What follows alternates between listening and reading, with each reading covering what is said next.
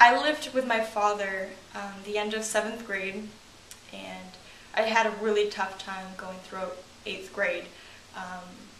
It was starting to affect my schoolwork, just how awful the home was. Police were there on a weekly basis.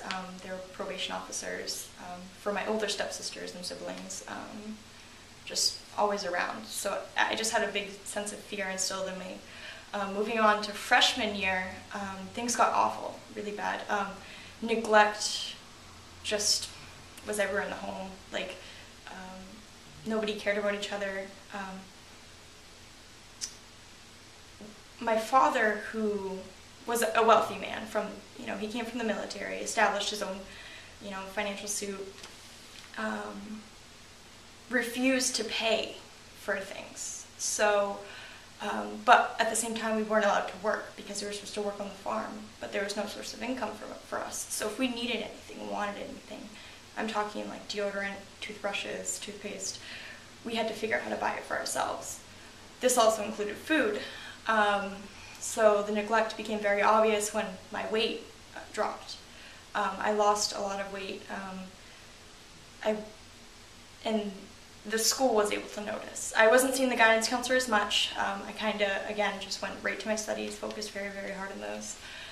But when teachers and guidance counselors were kind of becoming aware of it, they were concerned. And so they'd start pulling me into the nurse's office and weighing me every single day. And there was no positive reaction to that whatsoever. So eventually, I went one day and they had to call an ambulance, and they scooted me off to Maine Medical Center, and they left me there. So there was no follow-through with what was going to happen to me. So, and my father refused to come down.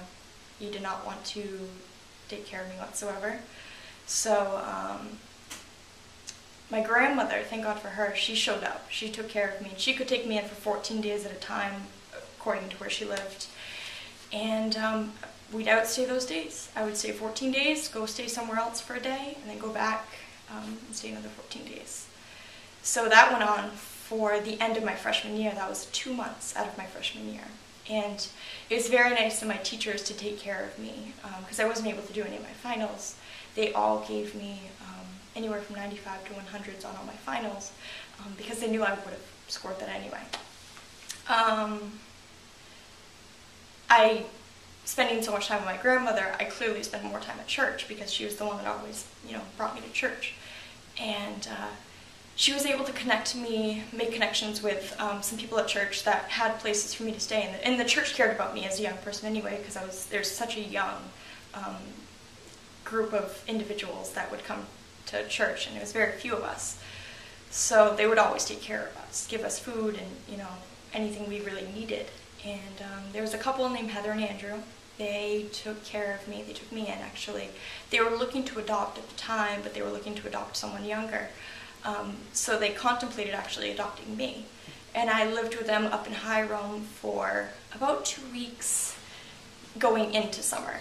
And stayed on their farm, and they trusted me completely because I was a very mature young person, and I was just a very hard worker. So if I would just clean their house. I would just clean their house. It was very strange. And eventually they're like, well, every summer we take a vacation out to Cliff Island because they owned a cottage.